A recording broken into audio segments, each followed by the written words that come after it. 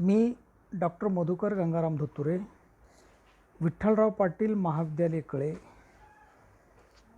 तालुका पन्हाळा, जिल्हा कोल्हापूर, महाराष्ट्र राज्य. समाजशास्त्रामधील समाज ही संकल्पना आपणाला लक्षात घ्यायची आहे.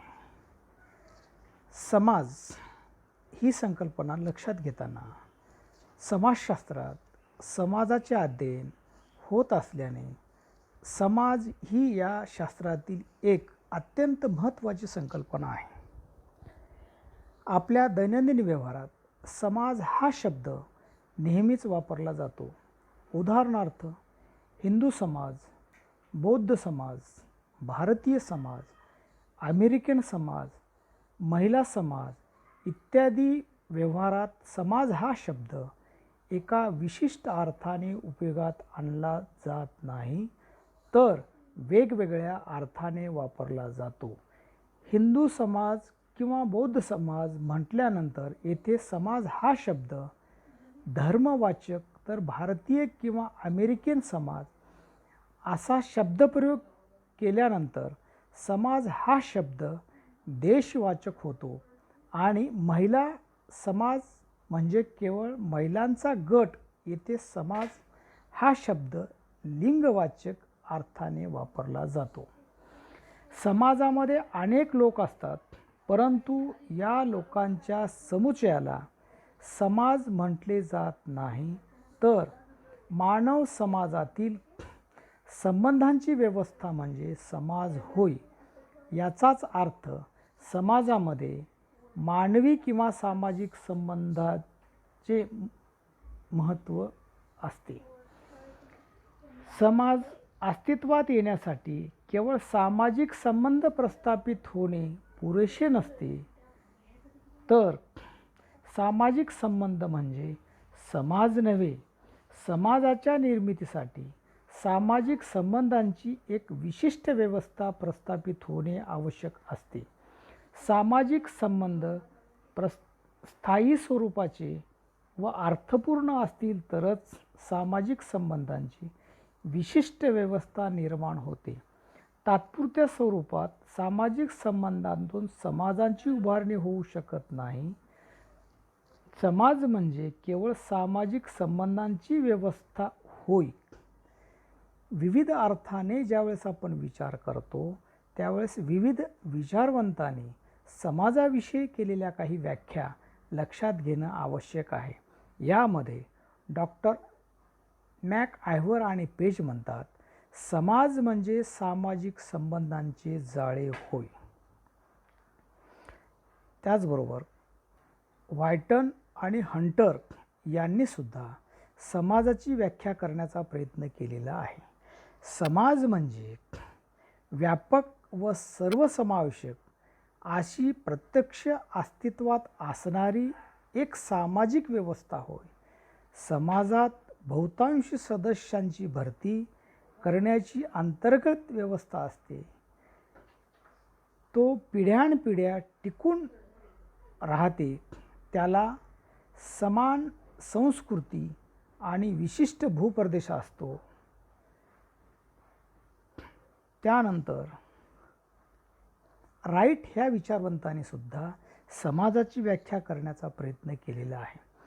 केवळ लोकांचा समूह म्हणजे समाज नव्हे, तर समाजातील व्यक्तीमध्ये असणारी संबंधांची व्यवस्था म्हणजे समाज होय. आता समाजाची व्याख्या पाहिल्यानंतर आता समाजाचे काही वैशिष्ट्ये आपण लक्षात घ्यावे लागतात.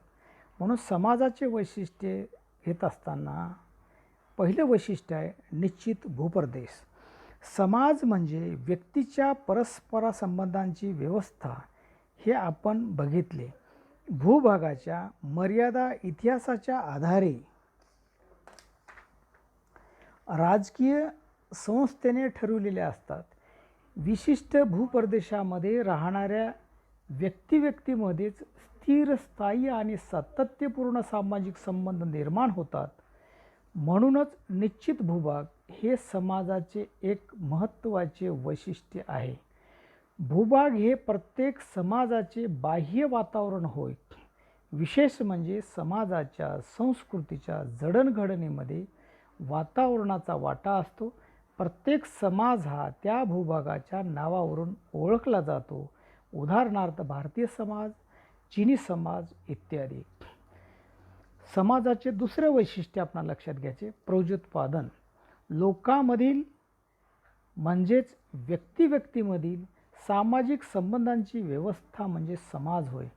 प्रजोत्पादनाद्वारे समाजात सतत नवीन सदस्यांची भर पडत असते.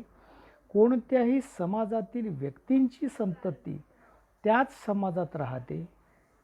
गुलाम म्हणून आलेल्या लोकांना, जिंकून आणलेल्या लोकांना, स्थानिक होऊ इच्छिणाऱ्या परदेशीयांना किंवा स्वेच्छेने येणाऱ्या इतर लोकांना समाजात सामावून घेतले जाते.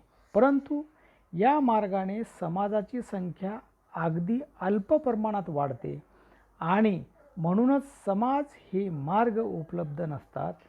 प्रजोत्पादनाद्वारेच समाजातील सदस्य संख्या वाढते. प्रजोत्पादनामुळेच जुन्या पिढींची जागा नवीन पिढी घेते आणि समाजातील सातत्य टिकून राहते. तिसरं वैशिष्ट्य, सर्वसमावेशक संस्कृती. संस्कृती म्हणजे जीवन जगण्याची पद्धत होय. संस्कृती ही मानवनिर्मित आहे. समाजाचा एक सदस्य या नात्याने व्याप्ती, ज्ञान, विज्ञान, कला, कायदे, प्रथा इत्यादी संपादित करीत असतो. अशा या संस्कृतीची निर्मिती ही एका मानवाची निर्मिती नाही, तर समाज हा आपल्या संस्कृतीची निर्मिती करतो.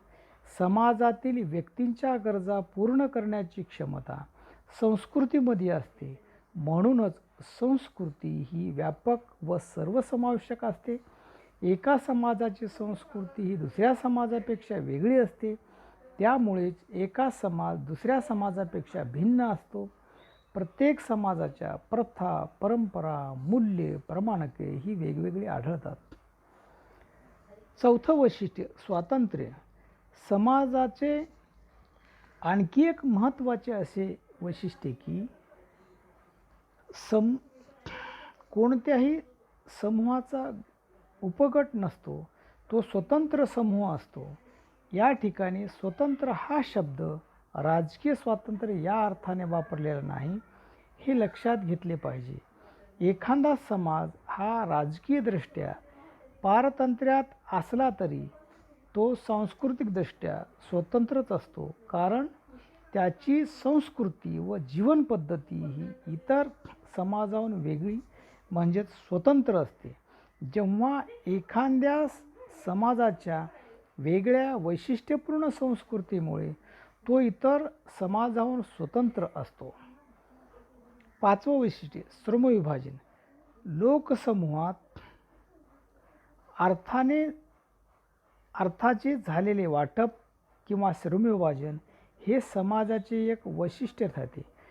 परस्पराशी सहकार्य करून परस्परांच्या गरजा पूर्ण करण्यासाठी श्रमविभाजनाचे तत्त्व प्रत्येक समाज अवलंबित असतो. साधारणतः समाजाच्या संस्कृतीद्वारेच श्रमविभागणीचे स्वरूप निर्धारित होत असते. या श्रमविभागणीमुळे विभिन्न समाज, विभिन्न व्यवसाय करणारे विभिन्न स्वरूपाचे गट समाजात अस्तित्वात येतात. सामाजिकदृष्ट्या आवश्यक असणारे कार्य पार पाडत असतात.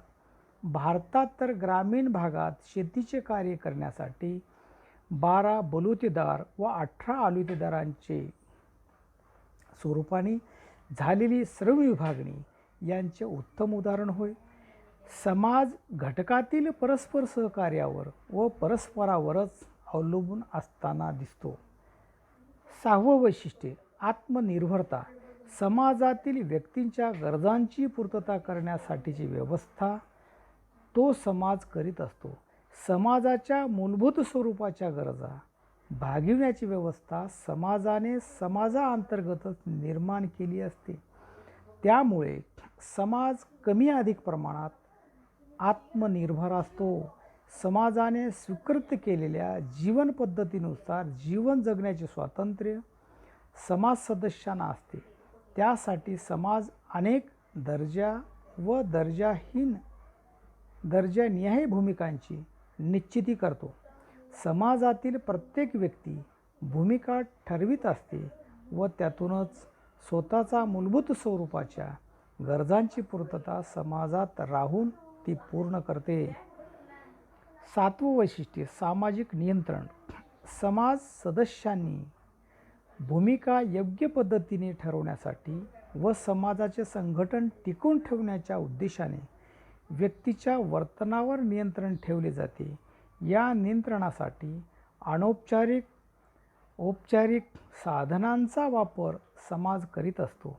अनौपचारिक नियंत्रणाच्या साधनात प्रथा, परंपरा, मूल्ये, नियमने यासारख्या साधनांचा वापर, अलौकिक नियंत्रणाचा साधनात कायदा, न्यायव्यवस्था, पोलीस यंत्रणा यासारख्या साधनांचा वापर करून समाज नियंत्रण साधले जाते.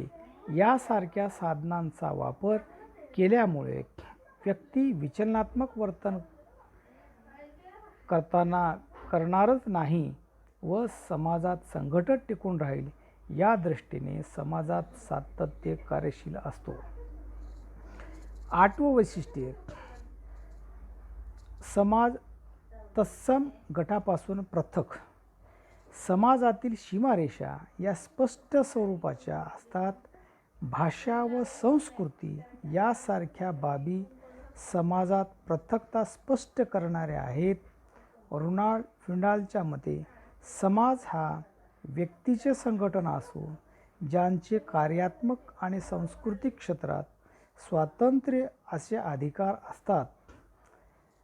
गिसबर्ड म्हणतात की समाज म्हणजे एका विशिष्ट पद्धतीने बद्ध झालेल्या व्यक्तींचा असा समूह आहे की जो त्यांना व इतर व्यक्तीपासून वेगळे करतो. त्याचबरोबर त्यांचे व्यवहार इतरांपासून भिन्न स्वरूपाचे असतात. अशा प्रकारे समाजाचे एकूण 8 वैशिष्ट्ये आपणाला लक्षात येतात. ह्या 8 वैशिष्ट्यामध्ये निश्चित भूप्रदेश, उत्पादन, सर्वसमावेशक संस्कृती, स्वातंत्र्य ही समाजातील अतिशय महत्त्वाची वैशिष्ट्ये आहेत. या वैशिष्ट्यावरून समाज ही संकल्पना समजण्यास अधिक मदत होते. धन्यवाद.